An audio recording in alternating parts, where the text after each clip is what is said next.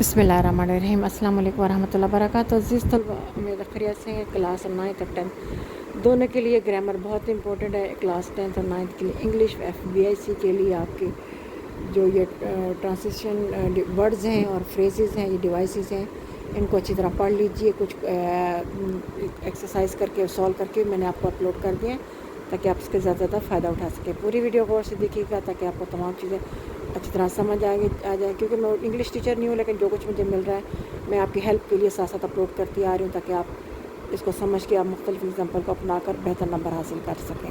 पूरी वीडियो गौर से देखिए, शेयर करें, लाइक करें और कमेंट करना ना भूला करें। अगर पसंद है तो ज़रूर कमेंट किया करें, अगर कुछ पूछना तब भी किया करें।